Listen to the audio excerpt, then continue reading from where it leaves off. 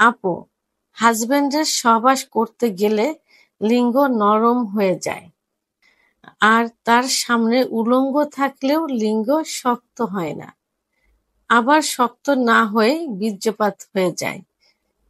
তার সমস্যা কি যদি বলতেন। ধন্যবাদ আপু সুন্দর একটা কমেন্টস করার জন্য। দেশের এবং প্রবাসের ভাই বোনদের প্রতি সালাম। আসসালামু আলাইকুম। আমি প্রভাষক ডাক্তার রিক্তা পারভিন, হোমিওপ্যাথি এবং আয়ুর্বেদিক চিকিৎসক, চেম্বার সেবা হোমিও কমপ্লেক্স অ্যান্ড সেবা ডিজিটাল ল্যাব, উপজেলা মডেল মসজিদের পূর্ব পাশে, শিমুলিয়া, মাগুরা। পুরুষের সেক্স বিষয়টা অধিকাংশ ক্ষেত্রে নির্ভর করে যে তাদের লিঙ্গ উত্থান হয় না। নির্ভর না, মানে অধিকাংশ ক্ষেত্রে এটা দেখা যায় যে তাদের লিঙ্গ উত্থান হয় না। পুরুষের অভিযোগ থাকে যে ইচ্ছা হয়, মানে ইচ্ছা না হলেও যতটুকু হয় কিন্তু লিঙ্গ দাঁড়ায় না, উত্থান হয় না। এটা সব বয়সে। এখন দেখা যায় যে 20-22 বছর বয়সের ছেলেরা বলছে, মধ্যবয়স্ক বলছে, এবং যাদের বয়স হয়ে গেছে তারাও বলছে এটাই, যে তাদের লিঙ্গ উত্থান হয় না। ঠিক তেমনই একটা কমেন্টস আজকে কোনো এক আপু করেছেন। আমি এই ভিডিওটা বলার আগে সবার উদ্দেশ্যে একটা কথা বলবো। অনেক সচেতন ভাই, আমার দেখে মনে হয় তারা সচেতন, কিন্তু আসলে বাস্তবে তারাই জানে তারা কেমন। অনেক অনেক ভাই বলে থাকে যে ম্যাডাম, মানে ভিডিও করার টপিকস খুঁজে পায় না, আবার রুগীরা মানে ডাক্তারকে প্রশ্ন করার টপিকস খুঁজে পায় না। এ ধরনের উল্টাপাল্টা কমেন্টস কেন করে? অনেক ভাই আরো অনেক বাজে মন্তব্য করে থাকে। তো আসলে এই দেখেন, এই যে বোনটা যে প্রশ্নটা করেছে, কাকে এই প্রশ্নটা করবে? আমাদের মতো ডাক্তারদেরই তো করবে। এবং এই প্রশ্নটা যদি করতে না পারে, তারা যদি বুঝতে না পারে এবং এই সমস্যা নিয়ে যদি ভুগতে থাকে, তাহলে আপনিও একদিন কিন্তু আপনার স্ত্রীর থেকে দূরে সরে যাবেন।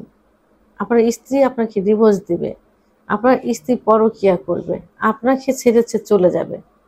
আল্লাহ না করুক আপনার ভাগ্যে যদি এরকম হয়ে থাকে, তাহলে এই বিষয়ে আপনার এবং আপনার স্ত্রীর দুজনেরই সচেতন হওয়া উচিত। এবং সচেতন হওয়ার পরেই তো আপনার একটা পদক্ষেপ নেবেন, চিকিৎসা নিতে হবে না কি করতে হবে। তাহলে এই বাজে মন্তব্যগুলো কেন করেন? আমি আশা করব যে এই ভিডিওগুলো আসলে আমরা অযৌক্তিক কিছু বলি না, করি না। এটা আপনাদেরই আমাদেরই সমস্যা হয়, সেই সমস্যারই কেন হয় এবং তার সমাধান কি সেটার জন্যই কিন্তু করে থাকি। কারণ সেক্সুয়াল বিষয়টা এমনই একটা বিষয় যার উপরে তার পরিবার, তার সমাজ, রাষ্ট্র সবকিছু নির্ভর করে একটার উপরে। আপনি একটু আপনারা ভেবে দেখবেন যে যত যুদ্ধ বিগ্রহ যত কিছু হয়েছে, এই নারী ঘটিত কারণেই কিন্তু বেশি হয়ে থাকে। আর এই সেক্সুয়াল বিষয়টা কিন্তু মেন। আজ আপনি ট্রেনের গাড়ির ভিতরে কেন ধর্ষণ করবেন? আর আজ আপনি কেন অন্য মহিলার সঙ্গে পরকীয়া করবেন? আপনি আপনার স্ত্রীর কাছ থেকে সুখ পাচ্ছেন না, আপনি মানে সুখের সঠিক পথটা জানেন না, এই কারণেই তো অঘটনগুলো ঘটছে। তো যাই হোক, আশা করি যে বাজে মন্তব্য থেকে আপনারা দূরে থাকবেন প্লিজ। আর যাদের এই মন্তব্য করার ইচ্ছা, তারা ভিডিওটা দেখবেন না। আপনারা কেন দেখেন? বাজে মন্তব্যই যদি করেন তাহলে আপনারা কেন দেখেন এটা? তো এখন আমি প্রশ্নের উত্তরে আছি। তো এই যে লিঙ্গ উত্থান হয় না, লিঙ্গ নিস্তেজ হয়ে যায়, আমাদের প্রথমে জানতে হবে যে লিঙ্গের ভিতরে কি থাকে, পুরুষাঙ্গের ভিতরে কি থাকে।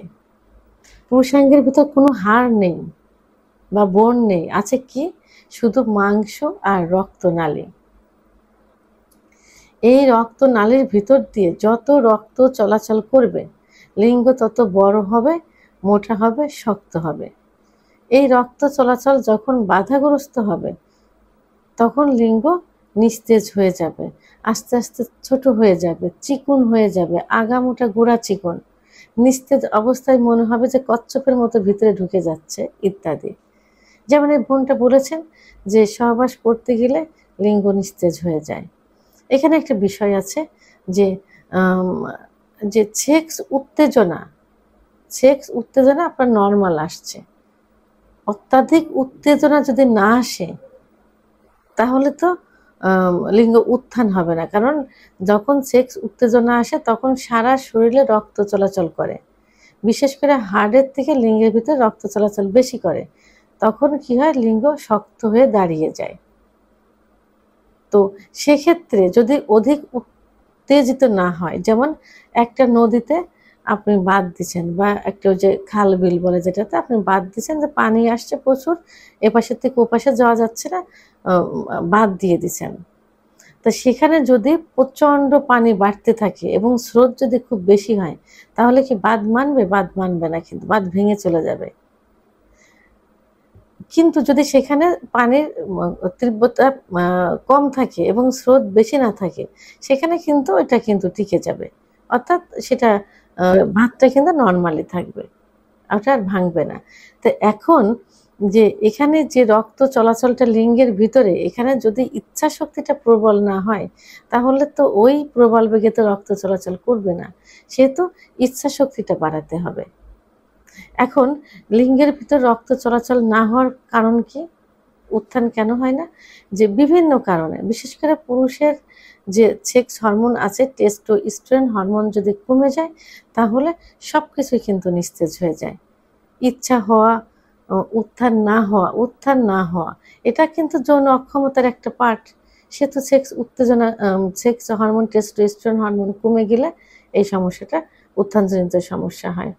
আর যে বিশেষ কারণগুলো, সেই কারণগুলো হলো যে অতিরিক্ত হস্তমৈথুন করলে, অতিরিক্ত বিছানায় ঘর্ষণ দিয়ে বীর্যপাত করলে, সমকামিতা করলে, অতিরিক্ত স্বপ্নদোষ হলে, অতিরিক্ত যৌন মিলন হলে, শিরাগুলোর উপরে প্রেশার পড়ে, তখন সেই শিরাগুলো কি হয়, আস্তে আস্তে চিকন হয়ে যায়।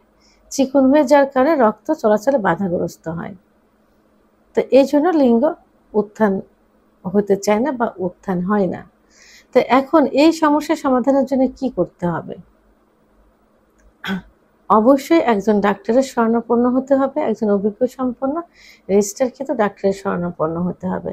ডাক্তার কিছু পরীক্ষা নিরীক্ষা দিবেন, সেই পরীক্ষার মাধ্যমে কনফার্ম হওয়া যাবে যে সমস্যাটা কি হয়েছে। সেই সাজেশন অনুযায়ী ডাক্তার যে প্রেসক্রাইব করবেন, সেই প্রেসক্রাইব অনুযায়ী ওষুধের ডোজটা কমপ্লিট করতে হবে। অনেকে ডোজ কিন্তু মেনটেন করে না, কিছুদিন ওষুধ খেয়ে বলে যে কাজ হয়নি, কিন্তু না, আপনার ওষুধে তো একবারেই কাজ করবে না, এটা ধীরে ধীরে করবে। একটা নির্দিষ্ট মেয়াদ আছে, কোর্স আছে, সেই কোর্সটা সম্পূর্ণ করতে হবে। আর কি করতে হবে, এই যে কারণ, এই কারণগুলো অবশ্যই বন্ধ করতে হবে। এই কারণ বন্ধ না করে যত ওষুধই খান না কেন, কোনো ওষুধেই কিন্তু কাজ করবে না।